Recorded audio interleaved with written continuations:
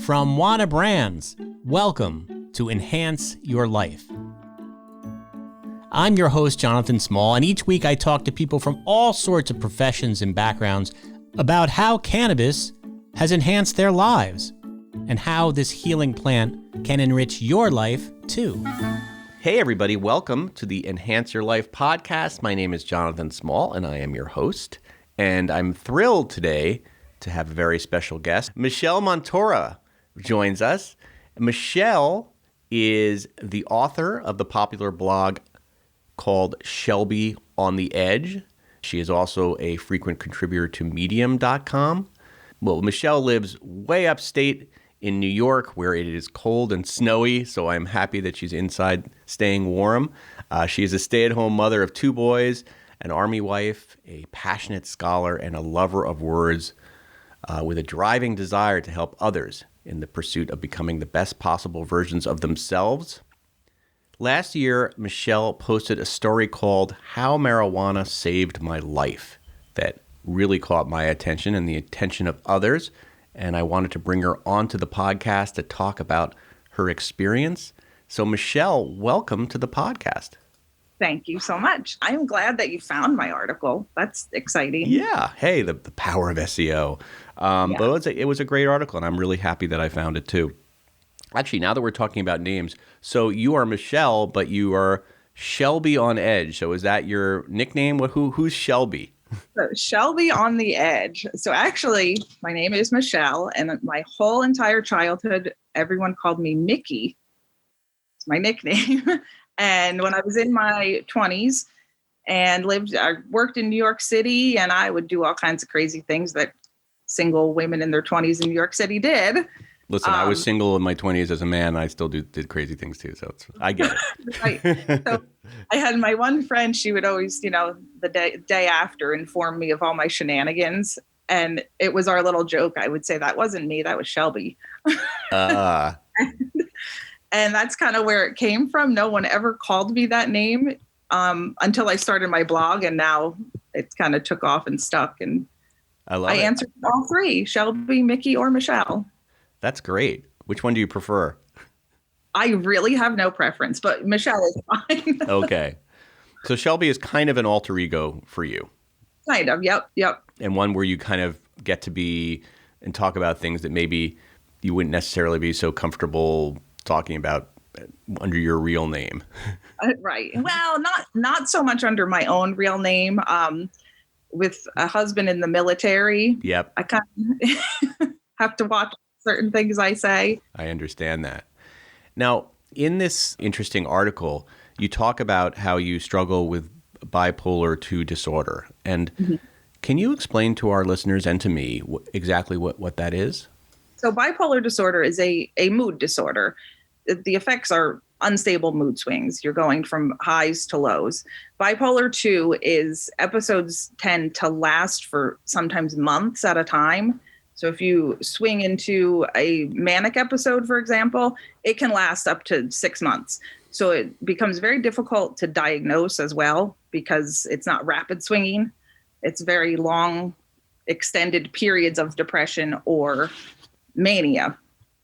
And it took a long time, actually, for my psychiatrist to diagnose me, because when I first started seeing her, I was in a months-long manic episode. So that's really the difference between bipolar 1 and 2 is just the frequency and the duration of the polar swings, the polar moods. And so the highs are very high and the lows can be very low. What does it feel like when you're having a manic episode on the high side? Like, what is that experience like? It's fantastic. It's super fantastic. You're like invincible. You have energy for days. You can tackle all sorts of things that need to get done. But when you don't ever come down from it, you don't sleep, and your body really starts to break down. I want to say the longest manic episode, like severe mania without sleeping, was about 10 days. I didn't sleep for 10 days. It was absolutely atrocious. It resulted in like hallucinations, auditory and visual. You start to get sick, physically sick when and you this don't is the sleep. high. This is the high. Right. God. Yeah, this is the high. A moderate high can last for months and months and months. That no sleeping, obviously, you're going to crash at some point. But then what tends to happen is you can swing into a mixed episode, which is a high and a low together, if that makes any sense at all. It makes sense if anybody's felt, I mean, no, these are extremes of both, but people have felt happy and then sad together. So yeah. You have essentially the momentum of the manic, of the high, but your thoughts go into the depressed state. And mixed states become very dangerous because that's when people will take suicidal actions. If you're in a deep, deep depression, you often don't even have the energy to even think about like ending your life or something like that. But when you swing into that energetic mania, but your thoughts are telling you all of the depressed negative things, that's a very dangerous spot for people with bipolar. It was a very dangerous spot for me for a lot of years. But then I found marijuana. Well, but we're going to get to that. That's the payoff here. That's exciting. But I want to talk a little bit about when was it first diagnosed? You must have had this your whole life, right? I was 26. I'm 46 now. So it was 20 years ago I was diagnosed. I had to learn a whole lot about it. I mean, 20 years ago, they didn't offer much as far as mental health treatments when it was still so much stigma attached to it, hard to find qualified people to help you. So yeah, I got the diagnosis at 26. And before you got the diagnosis, I mean, so you had this even as a child, I imagine, or did it? Oh, absolutely. Absolutely. Oh, that's the other thing. When I learned about it and reflect back to childhood, absolutely. I've had this my whole life. And what did you always, and your people around you always consider it to be? Just like, oh, she's moody, or what was it? When I was a child, I was very withdrawn, very, very solitary. I was more depressed as a child, I would say. I mean, I have vivid recollections of being 5 years old and thinking in my head, I don't belong here. This world isn't for me. I'm not going to stay here. Obviously, I'm staying though. So yeah, you stuck around. It stuck around. I was a competitive swimmer my entire life. And I think that's where my mania kind of tended to manifest in that environment. And I was just one of those kids who pushed. And you have no control of the highs and lows, right? Do they just sort of happen, or do you make them happen? There's triggers. And honestly, it takes a lifetime to identify what things will trigger mood episodes. Sometimes when you can identify them, you can avoid them. I learned in college that staying up all night is not a good thing for me. Pulling all-nighters. And I didn't have a diagnosis in college, but I learned when I stay up all night, mentally, I was ruined for about 2 weeks. Take 2 weeks to recover it. And then I realized that lack of sleep and not sticking to a very strict sleep schedule really, really triggers me into different episodes. And we talked about the highs, the lows. I don't want to dwell on this, but what's the feelings that go through your head? I mean, just to give us a feeling of it. And I'm sorry to make you go there. No, please do. You can light up a joint after this conversation. And I have to tell you, no, I really don't mind talking about it. Okay. I have to say this last year in this like lockdown stuff it's done some really bad damage to my psyche.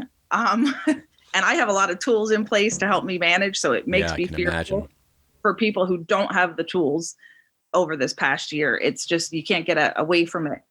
But what happens with the downs, it's literally every negative thing that anyone has ever said about me or to me in my entire life gets stuck on repeat in my head. Everything. It could be something somebody said in 7th grade. It gets stuck in there, and it's everything negative. You know, you're worthless, you're stupid, you're ugly, you're fat, it's everything. And it just goes on repeat. And I find myself now, after 20 years of learning about my disorder and how to cope with it, I now have these conversations that go on like the rational side is like, oh my gosh, will you just shut up already? Like, stop. You're not any of those things. Stop telling yourself that. And I get in these arguments, and my husband laughs at me because I'm like, I'm literally having an argument with myself right now, trying to pull out of this. And it does it. Sometimes it works. Eventually it works. Sometimes it works quicker than other times. And are you aware of it, that, oh, this is my bipolar? Like, I know what's happening now, but it doesn't even matter. I am now. Again, after 20 years of learning about it. I didn't used to be. And it does still catch me off guard sometimes. A mood swing will sneak up on me. At this stage of life, at 46, I am in premenopause, and hormones are triggering bad. They're bad triggers. It's very, very cyclical for me right now, the mood swings. So, which is helpful because I can I know when they're coming. Yeah, you can feel it, right. So, but at the age of 26, you finally got a diagnosis. Was that a relief for you when you said, "Oh, this has a name"? It was not. It was scary. It was scary. It was embarrassing. It was shameful. I was ashamed. I mean, somebody said you're mentally ill, and that's how they phrase it. You're mentally ill, and it's like, terrible whoa. way to phrase it. Yeah. And I am a stickler to that. I have mental illness. Like, we don't say I am the flu, right? We say I have the flu. Same thing. I have bipolar. I am not bipolar. It is not who I am. It's only part of me. Is there a family history of it as far as you can see? I would say there's probably more a family history of depression than bipolar. And then there's a whole bunch of other overlapping diagnoses of anxiety and that kind of thing that come into play as well.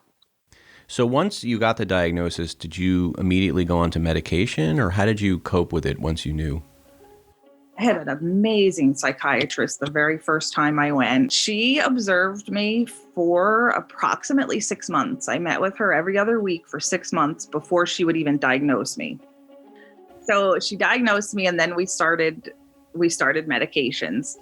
And psych meds take a lot of time to figure out, a lot of time. It probably took about 3 to 4 years, I want to say, until we found like the right thing that worked for me.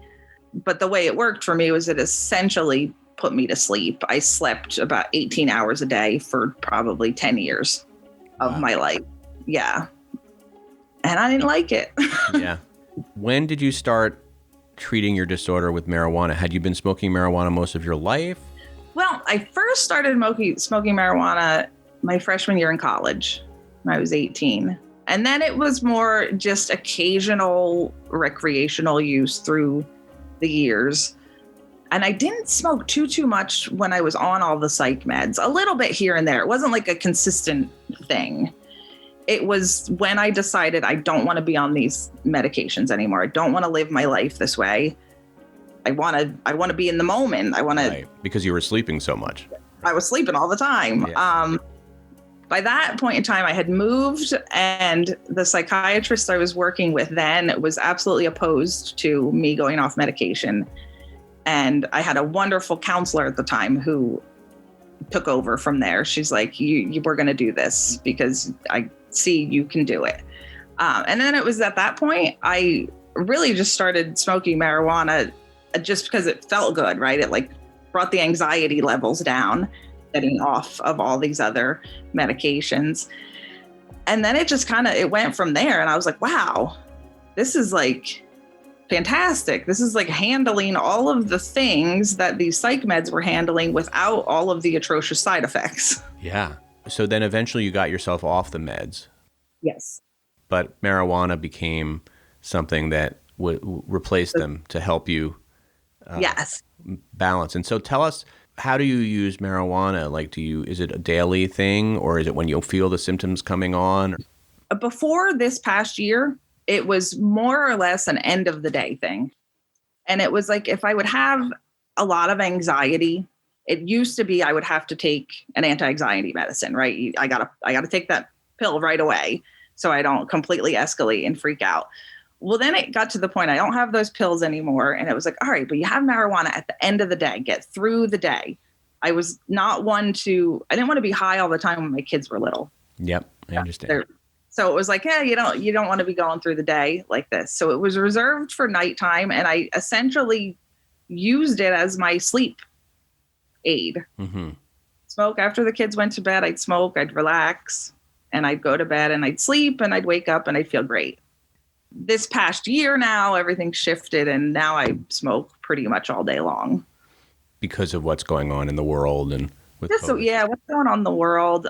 I am 100% an empath. So what's going on in the world is super painful for me.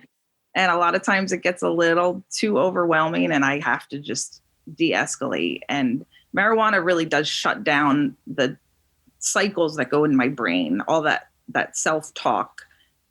It kind of silences it a little bit. Well, that's great. And what made you decide to write this article? Because like you said, you're an Army wife. Maybe there's a stigma attached to it. I don't know. In the military, I know that there's drug tests and stuff like that. Was that a hard decision for you to sort of come out, as it were? So that was a decision that I made in conjunction with my husband. Oh, good. Because it's obviously more his thing that was affecting me coming out. So he said to go ahead and do it when I wrote it. He's coming up on retirement in a few months. So he's like, it's fine. Like, he doesn't use it because he's in the military and can't. And yeah, he was just like, just do it. Like, just put it out there. That's what you want to share. So I did. And it actually was received very well by military people. A lot of military people use marijuana for PTSD, and we've had them on the show. Yeah. Yeah. So it was not that big of a deal to come out about it. Growing up, was there always a little bit of a stigma around it for you? Not so much. I'm the youngest of 3 sisters. I have a much, much younger brother, but my older sisters smoked pot when they were teenagers, and it just wasn't my thing. I was like the good girl athlete, and back in the 80s and 90s, you weren't so open about it. When I was 20, my father died from lung cancer. I'm sorry. And, oh no, thank you. I remember we were getting him marijuana because he couldn't eat anything. And he couldn't smoke it. So we were baking brownies and stuff for him to increase his appetite. And it was funny because then we went to his oncologist and told the oncologist that we'd been making him pot brownies to help increase his appetite. And the oncologist just thought this was the funniest thing ever. And he was like, we can prescribe that. So we went about that way. And so, I mean, I've always known of the benefits of it. It's just, what the media tells you is bad, bad, bad. You got to hide it and all that stuff. So now you're spreading the gospel here a bit. So since that article came out, you said a lot of people have reached out to you. Interestingly, a lot of people in the military. And what have they said? Yeah, there was one, it was a former commander of my husband's, his wife had reached out and she was just like, right on. She's like, this is great. She's like, I use it for the same reason. I'm so glad you wrote this. So it was nice to know that there's people in every walk of life who use marijuana. What did your doctors say about it? Did you tell them? Well, my therapist knows. My doctors right now are all military. So they might not get it. I kind of, if I go somewhere that's not a military doctor to like an urgent care or a specialist or something that's not military, and they ask, do you smoke? I answer them. Yeah, I smoke marijuana. I just keep it out of the military offices for now. It's just too bad that that's there because it's helped so many veterans. And of course, they're not talking about necessarily going into combat high, although some could, but yeah. It's, and maybe it'll change if it goes legal in New York. I know you're based in New York, and it looks like that's going to happen next year. I hope so. I hope so too. So what's next here for you? You've come out. You've revealed this. Do you plan on writing any more articles about it? Are you talking to other people with bipolar? Yeah, I would love to write more about it. I just got to get these kids back to school full time. Yep. Yeah. Let's wait for COVID and all that stuff for COVID to get out of our lives. But yeah, I would definitely love to write more about it. And I I was a lawyer way back long ago. And actually I was diagnosed when I was in law school. Wow. Somehow managed to finish it all, but I never pursued it. That's when I went into I call it my dark period of my 10 years of sleeping for 18 hours a day. So I left the field completely. And I kind of never looked back. And now that I'm coming out with this, I'm like, man, I wish I had kept up with all of my legal stuff, because I would so love to do advocacy work for both marijuana and mental health. But now it's so far gone that I can't get those credentials back again in good standing. But yeah, but hopefully that happens. And because you're obviously a great spokesperson, you have great energy and enthusiasm and obviously very intelligent. That would be wonderful to have you do that. So now, are the episodes, do you sort of feel like you have it under control, the bipolar? I mean, it's always going to be there, right? It doesn't just magically go away. Yeah, no, it doesn't go away. You just have to learn to live with it. No, like I said, this past year has been really rough. And then with the hormonal stuff going on, I've been talking to my therapist a lot about different options. And really the only treatment options at this point would be hormone replacement or mood stabilizers again. And I was like, well, I'm not okay with either of those. So marijuana, and I just started adding some yoga into my daily schedule, just centering things. It's just getting things centered. And as long as I recognize that that I'm in an episode, which I do now, it is much easier to get through it. And I just have to talk about it and tell my husband, hey, this is where I'm at. This is what's in my head. Like, help me out here. And he's great. He's always been great. It's wonderful you have that support.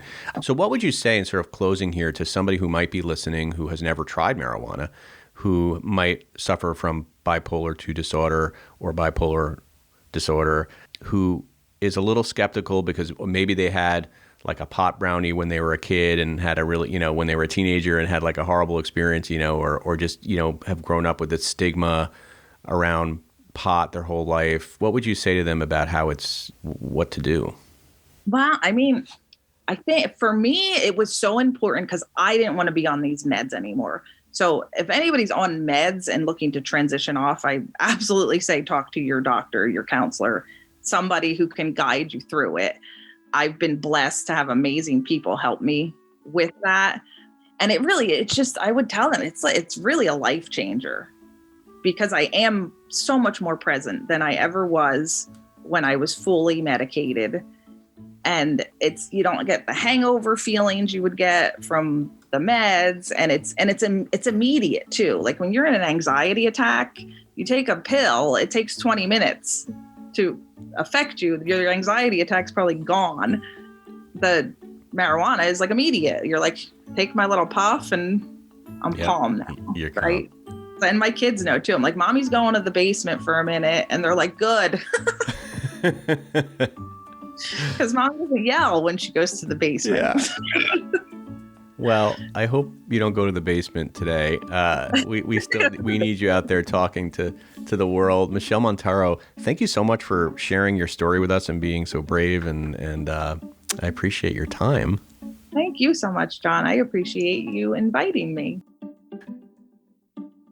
Enhance Your Life is brought to you by Wana, the #1 infused product in the U.S. Wana's entire process is designed to deliver the same great experience time after time. They have spent years fine-tuning their recipes so that their products are delicious, consistent, and potent.